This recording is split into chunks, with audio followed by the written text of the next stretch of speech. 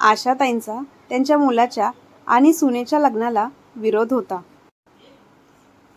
परंतु मुलाच्या प्रेमापोटी त्यांनी त्यांच्या सुनेला एक्सेप्ट केलं होतं. आशाताई आपल्या मुलाला आणि सुनेला खूप जीव लावत होत्या. ज्याप्रमाणे त्या स्वतःच्या मुलाला जीव लावत होत्या, त्याचप्रमाणे त्या आपल्या सुनेला देखील जीव लावत होत्या. भलेही त्यांच्या मुलाच्या आणि सुनेच्या लग्नाला विरोध असला तरी त्या त्यांच्या सुनेला स्वतःची मुलगीच समजत होत्या. घरातील प्रत्येक काम ते स्वतः करायच्या आणि सुनबाईला आयतं हातामध्ये सर्व काही द्यायच्या. परंतु आशाताईंच्या सुनेला म्हणजेच कीर्तीला त्यांची काम करण्याची पद्धत किंवा कामामध्ये लुडबुड करणे हे अजिबात आवडत नव्हते. कीर्तीला म्हाताऱ्या माणसांचा खूप राग येत असायचा. त्यामुळे ती सतत घरामध्ये किरकिर करत असायची. आशाताईंना वाटायचं घरातील कामे आणि इतर सर्व मी करत आहे, मग कीर्तीला कोणत्या गोष्टीचा एवढा राग येत असेल? तिला कसला त्रास होत आहे का? ती सतत चिडचिड करत आहे, असा विचार आशाताई करत होत्या. आशाताईंना अजिबात समजत नव्हते सुनेला कसला त्रास होत आहे ते. परंतु एक दिवस त्यांच्या मुलाने त्यांना सांगितलं, आई, कीर्ती तुझा खूप रागराग करत आहे, कारण मी तिला खोटं सांगून तिच्याशी लग्न केलं आहे. मी तिला सांगितलं आहे की मला आई नाही, मी एकटाच आहे, अनाथ आहे, म्हणून तिने माझ्यासोबत लग्न केले. परंतु जेव्हा लग्न झाल्यानंतर तू आहेस किंवा तू माझी आई आहे हे जेव्हा तिला समजलं, तेव्हापासून ती सतत चिडचिड करत आहे. आई, तिला म्हातारी माणसं अजिबात आवडत नाही. परंतु आई, मी तुझ्याशिवाय नाही जगू शकत. पण ती देखील मला समजून घेत नाही. काय करू? इकडे आड आणि तिकडे विहीर असं माझं जीवन झालं आहे आई. आईला देखील आपल्या मुलाची तळमळ समजत होती. आईसाठी आपल्या मुलाचा जीव किती तीळ तुटत आहे हे देखील तिला समजत होतं. परंतु सुनेपुढे त्यांचा काहीच इलाज नव्हता. त्यांना समजत होतं आपला मुलगा आपल्याला किती जीव लावत आहे, परंतु ही परक्याची मुलगी आपल्याला आई देखील मानत नाही. म्हणून त्यांनी ठरवले की आता आपल्या मुलाच्या संसारामध्ये आपण लुडबुड करायची नाही. एक दिवस त्या कोणालाही न सांगता गुपचूप घर सोडून निघून जातात आणि हीच गोष्ट त्यांच्या मुलाला आणि सुनेला पाहिजे होती. आई जेव्हा घर सोडून गेली आहे तेव्हा त्यांच्या मुलाला आणि सुनेला खूप आनंद झाला. परंतु एक दिवस अचानक घरातील एका कार्यक्रमासाठी कामवालीचा वेश परिधान करून आपल्या मुलाला भेटण्यासाठी आई आली.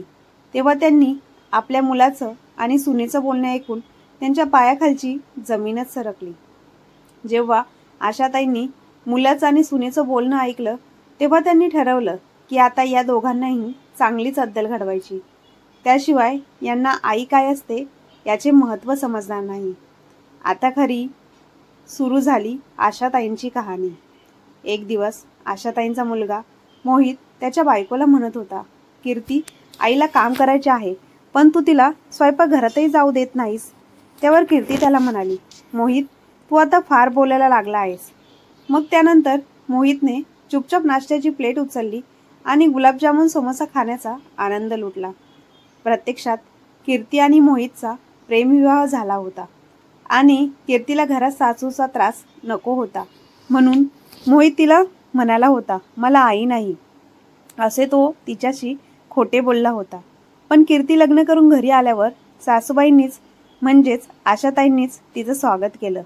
तेव्हा तिला खूप मोठा धक्का बसला आणि ती स्वतःच्या खोलीत जाऊन तिने सगळे कपडे इकडे तिकडे फेकायला सुरुवात केली आणि मोहितला मोठ्या आवाजात म्हणाली, तुला आई नाही असे खोटे बोलून तू माझ्याशी कोर्ट मॅरेज केलंस, पण तुझी आई तर जिवंत आहे. सकाळी लवकर उठणे, सासूबाईंना चहा देणे, सासूबाईंसमोर दिवसभर धावपळ करणे मला अजिबात आवडत नाही. मला कोणत्याही म्हाताऱ्या बाईला भेटायला आवडत नाही. ज्या दिवसापासून कीर्तीचे मोहितशी लग्न झाले तेव्हापासून ती तिच्या सासूला फक्त त्रास देत होती. तर इकडे आशाताई तिला आपल्या मुलीप्रमाणे वागवत होत्या. तिच्या कोणत्याही कामात त्या ढवळाढवळ करत नाहीत. तिला कुठेही जायला मोकळीक असते. ती पूर्णपणे स्वतंत्र आहे. पण तिला आशाताईंसोबत राहायचेही नव्हते. मोहितने कीर्तीशी खोटे बोलून लग्न केलं होतं, पण तो त्याच्या आईचा लाडकाही होता. आज कीर्तीचा वाढदिवस होता, त्यामुळे कीर्तीने आज खूप तयारी केली होती. समोसे, गुलाबजामुन, बर्फी आणि असे विविध प्रकारचे पदार्थ बनवले होते. संध्याकाळी एक छोटीशी पार्टी होती. त्यात कीर्तीचे काही खास नातेवाईक आणि मित्र येणार होते. कीर्तीने किचनमधून ताट उचलून त्यात भात आणि भाजी ठेवली आणि पती मोहित याला जाऊन त्याच्या आईला जेवण देण्यास सांगितले. मोहितने शांतपणे ताट घेऊन आईच्या खोलीत पोहोचला. आई दारात उभी होती, कारण तिला खूप भूक लागली होती. भुकेने तडफडणाऱ्या आपल्या आशाताई आपल्या मुलाला जेवणाचे ताट घेऊन येताना पाहून खूप आनंदी होतात आणि त्याच्या हातून प्लेट घेत त्या म्हणाल्या, "काय आणलंस बाळा? आज सुनेचा वाढदिवस आहे. काही खास पदार्थ आणले असतील ना तू?" संपूर्ण घर गुलाबजामुनच्या वासाने भरून आले आहे आणि मलाही गुलाबजामुन खायची खूप इच्छा झाली आहे. आशाताई म्हणाल्या, "बाळा मोहित, मी जेवण करत आहे, तोपर्यंत तू बस माझ्याजवळ." "आई, मी इथे जास्त बसलो तर स्वातीला राग येईल. आज तिचा वाढदिवस आहे, त्यामुळे मी तिचा मूड खराब करू शकत नाही. आई, तू आरामात बसून जेवण कर." ताटात फक्त भात आणि भाजी पाहून आशाताईंची भूक नाहीशी झाली. जेवणाची प्लेट बघून त्यांच्या डोळ्यात अश्रू आले. आज कीर्तीने घरात भरपूर समोसे आणि गुलाबजामुन बनवले आहेत, असं मोहित त्यांना सांगत होता. हे ऐकून आशाताईंच्या तोंडाला पाणी सुटले. त्यांची जीभ ते पदार्थ खाण्यासाठी तडफडू लागले. किती दिवस भात भाजी, कधी भाकरी लोणचे खाऊन त्यांना खूप कंटाळा आला होता. तेव्हा आशाताई म्हणाल्या, "पण घरात एवढं गोडधोड बनवलं आहे आणि तू माझ्यासाठी काहीच आणलं नाहीस. तू एक तरी गुलाबजामुन माझ्यासाठी घेऊन यायचा ना रे." "अरे, भात आणि भाजी इतकी कोरडी आहे, मी हे कसे खाणार?" तेव्हा तो म्हणाला, "आई, मी गुलाबजामुन उचलून गुपचूप आणत होतो, पण कीर्तीची नजर त्या गुलाबजामुनवर पडली आणि ती म्हणाली, या सर्व गोष्टी मी त्या म्हातारीसाठी नाही बनवल्या. माझे मित्र आणि मैत्रिणी येत आहे. हे सर्व मी त्यांच्यासाठी केलं आहे, समजलंस?" "बरं बाळा, तू गुलाबजामुन खाल्लास का?" "हो, मी गुलाबजामुन समोसे खाल्ले आहेत." "मोहित, गुलाबजामची चव कशी आहे?" "आई, सर्व जेवण खूप छान आणि चवदार झालं आहे." हे ऐकून आशाताईंना ते सर्व खाण्याची खूप इच्छा झाली. त्यांच्या तोंडातून पाणी सुटले आणि त्या मोहितला म्हणाल्या, "बाळा, अजून गुलाबजामुन बाकी आहेत का रे?" तेव्हा तो म्हणाला, "आई, कीर्ती नुकतीच तिच्या खोलीत गेली आहे. हे मी आत्ताच पाहिले आहे. जर ती झोपली तर मी तुझ्यासाठी गुपचूप गुलाबजामुन घेऊन येईल." मोहित आईच्या खोलीतून बाहेर येतो आणि कीर्ती कुठे आहे हे पाहण्यासाठी एक एक करून सर्व खोल्यांमध्ये डोकावतो. त्याला दिसते कीर्ती तिच्या खोलीत आरामात बसली आहे आणि ती तिच्या मैत्रिणीशी फोनवर बोलत आहे. मग तो गुपचूप स्वयंपाकघरात प्रवेश करतो आणि त्याच्या हातात गुपचूप एक गुलाबजाम घेऊन आशाताईंना देतो. जेव्हा आशाताई मोहितच्या हातात गुलाबजाम पाहतात तेव्हा त्यांना खूप आनंद होतो आणि त्या पटकन पूर्ण गुलाबजामुन तोंडात टाकतात. मोहित हे सर्व पाहून आईला म्हणतो, "आई, तू एवढा मोठा गुलाबजामुन तोंडात एकाच वेळी भरलास? सावकाश खा, नाहीतर घशात अडकेल ग." तेव्हा आशाताई त्याला म्हणतात, "तू खरं बोलत होतास, गुलाबजामुन खूप चविष्ट झाला आहे. आता मला तर आणखी गुलाबजामुन खावेसे वाटत आहे. एक काम कर मोहित, आता तू जाऊन माझ्यासाठी समोसा घेऊन ये." "नाही आई, यावेळी मी गेलो तर कीर्ती मला खूप बडबड करेल आणि तुलाही नाही नाही ते बोलेल." कारण मोहितला माहिती होती की जर त्याने आईची इच्छा यावेळी पूर्ण केली आणि कीर्तीने ते पाहिले तर एका गुलाबजामच्या बदल्यात आईला कित्येक दिवस उपाशी राहावं लागेल. कारण कीर्ती नेहमी हेच करत असे आणि त्यानंतर आईला एका खोलीत बंद करून ठेवायची. मोहितने आपल्या बायकोला पुन्हा पुन्हा समजवण्याचा प्रयत्न केला, पण तिने त्याचे अजिबात ऐकले नाही. इकडे आशाताई पुन्हा पुन्हा आपली बोटे चाटत होत्या. तेव्हा त्यांचा मुलगा बोलला, "आई, मी आता निघतो, नाहीतर कीर्तीने पाहिलं तर ती माझ्यावर खूप चिडेल. आणि आई, रात्री काही उरले तर मी तुझ्यासाठी समोसा आणि गुलाबजामुन घेऊन येईल." मोहित त्याच्या खोलीत गेल्यावर कीर्ती त्याला म्हणते की म्हातारी जेवली का? "होय, आईने सगळे जेवण पूर्णपणे खाल्ले आहे." तेव्हा त्याची बायको बोलली, "तू त्यांना काय दिले होते की त्या इतक्या लवकर जेवल्या?" तेव्हा तो म्हणाला, "आईने फक्त भात आणि भाजी खाल्लेली आहे." तेव्हा त्याची बायको बोलते, "तू खोटं बोलू नकोस. मला माहिती आहे की तू त्यांना काहीतरी गोड खाऊ घातले आहेस, कारण मी 30 गुलाबजामुन बनवले होते. तू एक खाल्ला आणि मी एक खाल्ला आता 28 गुलाबजाम बाकी असायला हवेत. तिथे फक्त 27 गुलाबजामुन आहेत. त्यामधला एक गुलाबजामुन कुठे गेला? नक्कीच तू त्या म्हातारीला दिलास. नाही नाही कीर्ती, तुझा गैरसमज झाला आहे. तुझ्या हातात खूप जादू आहे. गुलाबजामुन इतके चांगले होते की माझे स्वतःवर नियंत्रण राहिले नाही आणि मी आणखी एक गुलाबजाम खाल्ला. ठीक आहे कीर्ती, मी निघतो. आता मला ऑफिसला उशीर झाला आहे. संध्याकाळी वाढदिवसाच्या पार्टीत भेटूया. संध्याकाळी कीर्तीचे सगळे नातेवाईक आणि मित्र येतात. घरात खूप मज्जा मस्ती चालू होते. पण बिचाऱ्या आशाताई एका खोलीत बंद होत्या. त्यांना का बंद करण्यात आले आणि त्यांना कोणती शिक्षा दिली जात आहे हे त्यांना काहीच समजत नव्हते. कदाचित सासू होणे हा त्यांच्या आयुष्यातील सर्वात कठीण टप्पा होता, ज्याला त्या आज तोंड देत रडत होत्या. आणि कीर्ती तिचा वाढदिवस तिच्या मैत्रिणी आणि नातेवाईकांसोबत खूप मस्ती करत साजरा करत होती. तिची सासू कुठे आहे हे हे साधे कुणी विचारलेही नाही. उत्तम जेवणाचा सुगंध आशाताईंच्या खोलीत पोहोचत होता आणि त्या वासानेच त्या त्यांची भूक भागवत होत्या. कीर्तीला वाढदिवसाच्या खूप शुभेच्छा देऊन सगळे घरी जायला निघाले. तेव्हा मोहितने गिफ्ट उघडून कीर्तीला दाखवले. दुसरीकडे आशाताई स्वतःच्या रूममध्ये बसून खूप रडत होत्या. त्यांना अतिशय वाईट वाटत होते. इकडे मोहित कीर्तीला म्हणाला, बघ, मी 2 साड्या आणल्या आहेत. एक तुझ्यासाठी आणि एक आईसाठी. तेव्हा त्याची बायको रागात म्हणाली, तुझी आई अशी भारीतली सुती साडी घालते का तरी? तिच्यासाठी बनारसी साडी आणायची काय गरज होती? किती पैसे वाया गेले. त्यांच्या अंगावर नेहमी घाणेरड्या साड्या तर असतात. मग तू का उगाच पैसे वाया घालवतोस? तुला काहीच कसे समजत नाही मोहित. माझ्यापेक्षा आईसाठी महागडी साडी आणलीस तू. माझी साडी 500 रुपयांची आणली आणि आईसाठी 5,000ची साडी विकत घेऊन आला आहेस तू. लाज नाही वाटत का तुला? इतके पैसे वाया घालवायची काय गरज होती का? तेव्हा मोहित म्हणाला, कीर्ती, बालिशपणाच्या पण मर्यादा आहेत. आई माझ्यासाठी सर्वस्व आहे हे तू विसरू नकोस. तिला ही महागडी साडी देण्यात तुला खूप त्रास होत आहे ना? तेव्हा त्याची बायको म्हणाली, अहो, उद्या आपल्यालाही मुलं होतील. त्यांच्या भविष्यासाठी आपण काहीतरी केलं पाहिजे. आपण आत्तापासूनच पैसा गोळा केला तरच आपण त्यांना चांगले भविष्य देऊ शकू. अशी उधळपट्टी करत बसलो तर काय होणार आपलं? तू मला नेहमी चुकीचे सिद्ध करतोस. त्यावर कीर्ती म्हणाली, सासूबाईंना कुठे जायचे आहे? ठेवून ठेवून सगळ्या साड्या खराबच होणार. तेव्हा मोहित रागाने म्हणाला, तू नेहमी माझ्या आईशी अशी का बोलतेस? तुला काय प्रॉब्लेम आहे माझ्या आईसोबत? जर तू बारकाईने पाहिले तर ती तुझ्या आईसारखीच आहे. तेव्हा कीर्ती रागाने म्हणाली,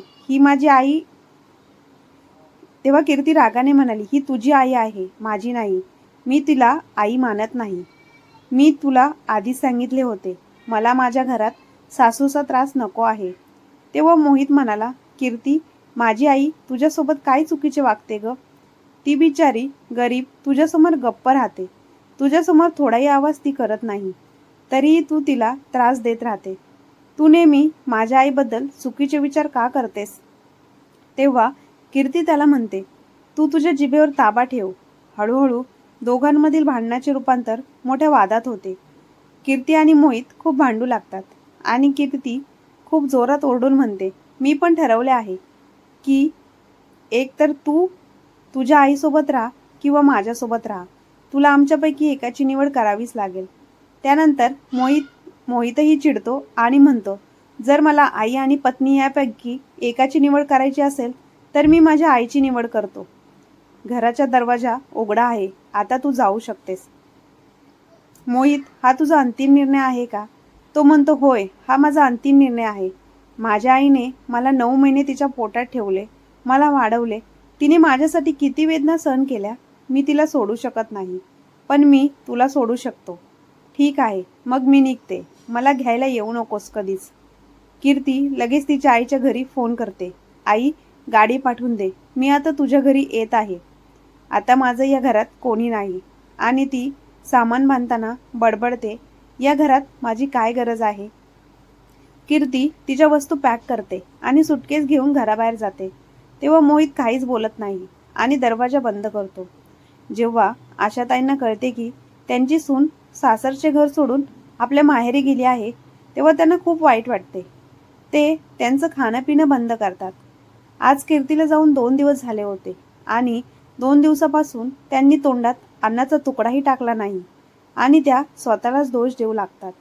त्या स्वतःला शाप देतात की माझ्यामुळे सून हे घर सोडून गेली आहे. एक सासू जिला तिच्या सुनेने छळले आणि त्यांना नीट खायलाही दिले नाही, आज तीच सासू आपली सून गेल्याचे पाहून दुःखी झाली आहे. किती दुःखाची गोष्ट आहे. आणि इथे मोहितची तब्येतही बरी नव्हती. त्यालाही बरे वाटत नव्हते. मोहितने कीर्तीला अनेकदा फोन करण्याचा प्रयत्न केला, पण कीर्तीने रागाच्या भरात फोन उचललाच नाही. मोहित विचार करू लागला की लग्नाच्या वेळी त्यांनी जगण्या मरण्याची शपथ एकत्र घेतली होती. तेवढ्यात बाहेर वरांड्यात फिरत असताना मोहितचा फोन वाजतो. तेव्हा मोहित लगेच फोन उचलतो आणि बोलू लागतो, हॅलो. तर पलीकडून आवाज आला, मोहित कसा आहेस? तर तो त्यावर सांगतो, मी ठीक आहे.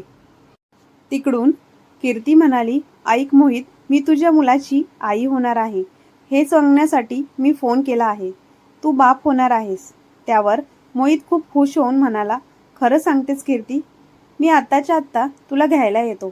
मोहित तिला फोनवर विनवणी करू लागला आणि म्हणू लागला की आता जिद्द सोड, राग सोडून घरी परत ये. मी तुझ्याशिवाय नाही जगू शकत आणि इथे सर्व काही तसेच आहे.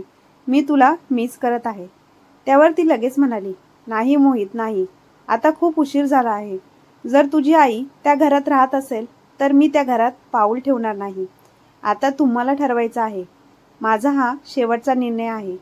आपल्या बायकोचे असे बोलणे ऐकून मोहित रडू लागला आणि त्याच्या तोंडातून शब्दच निघेना. मोहित दोन्ही नात्यांमध्ये पुरेपूर अडकला होता. ना त्याला बायकोला सोडायची इच्छा होती ना आईला. त्याला त्याच्या आजूबाजूला पूर्ण अंधार दिसत होता. काय करावं, काय निर्णय घ्यावा त्याला काहीच समजत नव्हते. तो आपल्या आईचा खूप आदर करत असे, पण आज तो काही निर्णय घेऊ शकला नाही. त्याचे आनंदी जीवन आता नरकासारखे झाले होते. मोहित अचानक उठला आणि आईच्या खोलीकडे निघाला.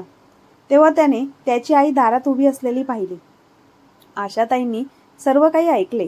आशाताईंना पाहून त्याला धक्काच बसला. तेव्हा आशाताई म्हणाल्या, बाळा, तू बाप होणार आहेस आणि मी आजी. पण मी इतकी दुर्दैवी आहे की मी माझ्या नातवंडाला माझ्या मांडीवर खेळू शकत नाही, त्याच्यावर प्रेम करू शकत नाही, माझ्या सुनबाईचे लाड करू शकत नाही. माझ्या सुनेचा हट्ट आहे की मी इथे राहायला नको, म्हणून मी दुसरीकडे कुठेतरी निघून जाईन. बाळा, आई, तू असं काही करणार नाहीस. तू आम्हाला सोडून कुठे जाणार नाहीस. मोहितचे बोलणे ऐकून आशाताई बराच वेळ गप्प बसल्या आणि मग शेवटी त्यांनी वृद्धाश्रमात जाण्याचा निर्णय घेतला. त्यांना आपल्या मुलाचे आणि सुनेचे आयुष्य नरक बनू द्यायचे नव्हते. त्यांना त्या दोघांचा संसार मोडायचा नव्हता. आशाताईंना आपल्या मुलाचे आणि सुनेचा संसार उद्ध्वस्त होताना दिसत होता. तेव्हा त्या म्हणाल्या, बाळा, तू माझी काळजी करू नकोस आणि मला वृद्धाश्रमात नेऊन सोड. आशाताईंनी असे सांगितल्यावर मोहित म्हणाला, आई, तू वेडी झाली आहेस का? तू आपले घर सोडून वृद्धाश्रमात का जाशील? तू अनाथ आहेस का? तू या घराची मालकीण आहेस. मी हे कधीच होऊ देणार नाही आणि तू पुन्हा असे बोलू नकोस. मी तुझे म्हणणे मान्य केले असते तर बरे झाले असते. जर मी तुझ्या विरोधात जाऊन त्या कीर्तीशी लग्न केले नसते तर तुला हे दिवस बघावे लागले नसते. बाळा, ती तुझी बायको आहे आणि तिच्या विरुद्ध असे बोलणे तुला शोभत नाही. आई, मी आता ऑफिसला जात आहे आणि ऑफिसमधून आल्यावर तुझी सून घरी आलेली असेल. आता ती आई होणार आहे. या घराला ती वारस देणार आहे. असे बोलून मोहित शांतपणे ऑफिसला निघून गेला. तो संध्याकाळी घरी आल्यावर त्याला आई खोलीत कुठेच दिसली नाही, परंतु त्याला आईने लिहिलेले एक पत्र सापडले. त्या पत्रात लिहिले होते, बाळा, मी घर सोडून जात आहे. मला शोधण्याचा प्रयत्न करू नकोस.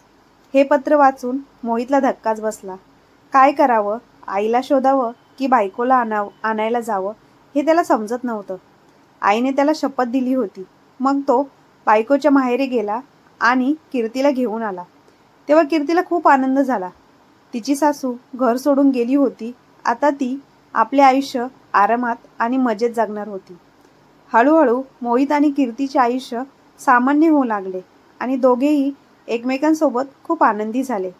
इकडे वृद्धाश्रमात राहून आशाताईंना आपल्या मुलाची खूप आठवण यायची. त्यांना खूप वाईट वाटायची. की त्या मुलाला न सांगता अशा निघून आल्या आहेत. त्यांना वाटायचे की त्यांचा मुलगा त्यांची खूप काळजी करत असेल, त्यांना सगळीकडे शोधत असेल. तो त्यांच्याशिवाय कसा जगणार असा विचार करून त्या रडू लागल्या. मी त्याला सांगितलेही नाही की मी कुठे आहे, मी कोणत्या अवस्थेत आहे आणि त्याने मला शोधण्याचा खूप प्रयत्न केला असेल, तरीही मी त्याला सापडली नाही. आशाताई वृद्धाश्रमात कोणाशीच बोलत नसायच्या. त्या खूप शांत शांत असायच्या. वृद्धाश्रमातील लोकांना त्यांच्यासोबत बोलायचे होते. तेथील वयस्कर मंडळींना त्यांच्या तब्येतीची विचारपूस करायची होती. त्यांनी खूप वेळा त्यांच्याशी बोलण्याचा प्रयत्न केला, परंतु तरीही त्या गप्प राहायच्या आणि काहीच बोलत नव्हत्या. कदाचित माझा मुलगा मला शोधत इथे येईल या आशेने त्या सतत खिडकीतून बाहेर पाहत होत्या. दुसरीकडे कीर्ती तिच्या होणाऱ्या बाळाबद्दल खूप उत्सुक होती. त्याच्यासाठी रोज नवीन कपडे घ्यायची, खूप शॉपिंग करायची. ती आपले आयुष्य खूप आनंदाने जगत होती. काही दिवसांनी दिवाळीचा सण येत होता आणि वृद्धाश्रमातील काही वडीलधारी मंडळी दिवाळीच्या काळात त्यांच्या घरी त्यांच्या मुलाला आणि सुनेला भेटायला जात होती.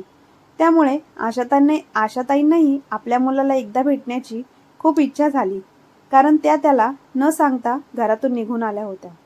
वृद्धाश्रमातून तासाभराची सुट्टी घेऊन त्या आपल्या मुलाच्या आणि सुनेच्या घरी पोचल्या. तेव्हा त्यांच्या घरात धमाल सुरू असल्याचे त्यांना दिसले. त्यांनी जवळच्या शेजाऱ्यांना विचारले, तेव्हा त्यांना कळले की त्यांच्या सुनेचा ओटी भरण्याचा कार्यक्रम होता. तिथे बरेच पाहुणे आले होते. आचारी जेवण बनवण्यात व्यस्त आहेत आणि नोकर साफसफाई करत आहेत. आशाताईंना वाटले की आपल्या सुनेला मला समोर पाहून राग येईल, म्हणून त्यांनी मोलकरणीचे कपडे घातले आणि स्वतःला बुरका घालून आपल्या मुलाच्या आणि सुनेच्या घरात प्रवेश केला. त्या मनातल्या मनात म्हणाल्या, देवा, काही नशिबाने अशी सून मिळाली आहे. मला स्वतःच्या घरात असे शिरावे लागत आहे. त्या मुलाच्या आणि सुनेच्या खोलीबाहेर झाडू मारू लागल्या. तेव्हा मुलगा आणि सून जे बोलत होते ते ऐकून त्यांचे डोळे पाणावले.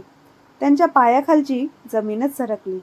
त्यांचा मुलगा जोरजोरात हसून पत्नी कीर्तीला हे सांगत होता, मी किती छान पद्धतीने आईला फसवले. तिला थोडी देखील शंका आली नाही. मी आईला घरातून हाकलून देण्याचे किती जबरदस्त नाटक केले आणि आईला काहीच कळले नाही. तिला वाटले की माझ्या मुलाला मला घरात ठेवायचे आहे. माझा मुलगा माझ्यावर खूप प्रेम करतो. फक्त कीर्तीलाच मी घरात नको आहे असे आईला वाटायचे. पण माझ्या बायकोला आनंदात राहता यावं म्हणून मी त्या म्हातारीला घरातून बाहेर काढले. म्हणूनच आपण दोघांनी मिळून ती स्वतःहून हे घर सोडून वृद्धाश्रमात जाईल असे नाटक केले. तिच्यापासून आपण सुटका करून घेतली आणि आपल्याला लोकांचे टोमणे ऐकावे लागले नाहीत. मोहितचे बोलणे ऐकून कीर्ती खूप हसत होती. होय मोहित, तुझा साडीचा ड्रामा सुद्धा छान होता. आणि कीर्ती, तू घरातून निघून गेल्यावर आईला काय झालं ते विचारू नकोस. आजचा दिवस सोडा. त्या म्हातारीची आठवण काढत आपण आपला दिवस का वाया घालवतोय? सर्व पाहुणे लवकर येणार आहेत. मी बघते की हलवा, पुरी आणि इतर पदार्थ तयार झाले आहेत की नाही, जेणेकरून मला सर्व काही व्यवस्थित करता येईल. आणि आईची मोठी खोली रिकामी झाली आहे. आपण त्याच खोलीत सगळ्यांना जेवण देऊ. मी त्या म्हातारीचे रूममधले सर्व फोटो काढून टाकते, जेणेकरून ते कोणी पाहू नये, नाहीतर लोक विचारतील, तुमची आई कुठे आहे? या घरातील संकट आता दूर झाले आहे आणि त्यांचा चेहराही पाहण्याची मला अजिबात इच्छा नाही. कीर्ती आशाताईंच्या खोलीत जाते आणि त्यांचा फोटो बाहेर फेकते. मोहित आईचे कपाट उघडतो आणि तिची बनारसी साडी काढतो आणि म्हणतो, कीर्ती, मी ही साडी फक्त तुझ्यासाठी आणली होती. ही साडी तुलाच खूप छान दिसेल. ही तूच नेस. या साडीची किंमत 10,000 रुपये आहे. आता कीर्तीच्या आनंदाला सीमाच राहिली नाही.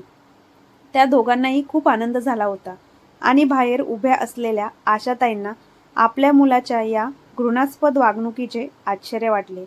त्यांना वाटले की मी या मुलासाठी अश्रू ढाळत आहे आणि मला वाटले माझ्या मुलाला माझी आठवण करून वेदना होत असतील. पण तो त्याच्या बायकोसोबत अतिशय ऐशोआरामात आयुष्य जगत होता आणि मी वृद्धाश्रमात रडत आयुष्य जगत होती. माझा मुलगा माझ्यासाठी वेडा झाला असेल अशा मुलासाठी मी अश्रू ढाळत होते. आज मला खूप लाज वाटते. मी अशा मुलाला जन्म दिला आणि मला आज माझ्या मुलाबद्दल सत्य कळले की हे खूप चांगले झाले. मग कीर्ती आशाताईंकडे येते आणि म्हणते, ऐका, हे काचेचे तुकडे पटकन उचला आणि इथली जागा स्वच्छ करून घ्या आणि हा फोटो डस्टबिनमध्ये टाका, असे म्हणत ती तयार होण्यासाठी तिच्या खोलीत जाते. आशाताईंनी बुरखा घातला होता, त्यामुळे कीर्ती त्यांना ओळखू शकली नाही. आशाताई त्यांच्या खोलीत जातात आणि फोटो उचलतात आणि डस्टबिनमध्ये टाकतात. त्यांचे अश्रू पुसून त्या आपल्या मुलाला आणि सुनेला त्यांच्या हृदयातून कायमचे काढून टाकतात. त्यांच्या खोलीत थोडा वेळ घालवल्यानंतर आशाताई घरातून निघून जातात आणि वृद्धाश्रमात पोहोचतात. त्यांना पाहून वृद्धाश्रमातील लोकांना आश्चर्य वाटले की आशाताई आता खूप आनंदी आहेत आणि सर्वत्र किलबिलाट करत आहेत. त्यांचे हे बदललेले वागणे त्यांना खूप आवडले होते. दुसरीकडे कीर्ती आणि मोहित यांनी मिळून त्यांच्या होणाऱ्या मुलाचा आनंद साजरा करण्यासाठी एक छान पार्टी केली. खूप एन्जॉय मस्ती केली. वेळ निघून गेली आणि कीर्तीच्या प्रसूतीची वेळ जवळ आली. पण नियतीच्या मनात काहीतरी वेगळंच होतं. तिच्या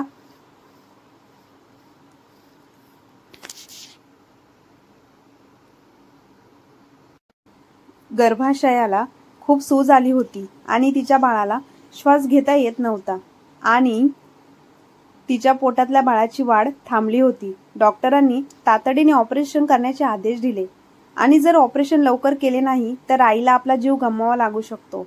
बाळाचा तर गर्भातच मृत्यू झाला होता. मोहितने कीर्तीला वाचवायचे ठरवले. ऑपरेशनसाठी त्याला खूप खर्च आला. कीर्तीला मोठ्या प्रमाणात रक्तस्राव होऊ लागला आणि तिचे ऑपरेशन तातडीने करावे लागले.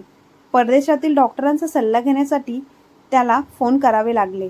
मोहितचे बरेच पैसे तिच्या ऑपरेशनमध्ये खर्च झाले होते. बरेच दिवस ऑफिसमधून सुट्टी घेतल्याने तो पूर्णपणे कंगाल झाला होता आणि त्याला नोकरीही गमवावी लागली होती. कीर्ती 20 दिवस रुग्णालयात दाखल होती. घरी आल्यावर कीर्ती आपल्या बाळाची आठवण काढून खूप रडत होती. मोहित तिला धीर देत म्हणाला, कीर्ती, तू अशी हिंमत हारली तर माझं कसं होणार? त्यावर कीर्ती म्हणाली, मोहित, आपण आपला घर खर्च कसा चालवणार? तुझी नोकरी सुद्धा गेली आणि मी अजूनही खूप कमजोर आहे. मला स्वयंपाकही करता येत नाही, म्हणून आपल्याला नोकर ठेवावा लागेल. आई असती तर कदाचित या वाईट परिस्थितीत आपल्याला मदत केली असती. माझी आई सुद्धा आता या जगात नाही, म्हणून मी माझ्या आई वडिलांचीही मदत घेऊ शकत नाही. त्यावर मोहित म्हणाला, काही हरकत नाही, आपण आपले हे मोठे घर भाड्याने देऊ. जोपर्यंत दुसरी नोकरी मिळत नाही तोपर्यंत आपण काही दिवस चांगले जगू शकू आणि तुझ्या औषधांचा खर्चही त्यामधून केला जाईल. तेवढ्यात दारावरची बेल वाजली आणि एक माणूस दारात एक लिफाफा घेऊन उभा होता. तो माणूस म्हणाला, मिस्टर मोहित, हे तुमचे घर आहे का? त्यावर मोहित म्हणाला, तुम्ही कोण आहात? पहिले ते सांगा. तेव्हा तो माणूस म्हणाला, हा लिफाफा स्वतः उघडा आणि पहा. मोहितने तो लिफाफा उघडून पाहिल्यावर त्याला मोठा धक्काच बसला. त्या लिफाफामध्ये त्याला घर रिकामे करण्याची नोटीस पाठवली होती. तेव्हा मोहित त्याला म्हणतो, तू कोण आहेस? हे माझे घर आहे आणि मी माझे घर सोडावे असं तू का बोलत आहेस? त्यावर कीर्ती लगेच म्हणते, आम्ही आमचे स्वतःचे घर खाली का करू? ही नोटीस कोणी पाठवली आहे? तेव्हा वकील सांगतात, तुमची आई आशाताईंनी. तुम्ही लोकांनी हे घर जबरदस्तीने ताब्यात घेतले आहे. तेव्हा त्यांची सून म्हणाली, आशाताई आता या जगात नाहीत.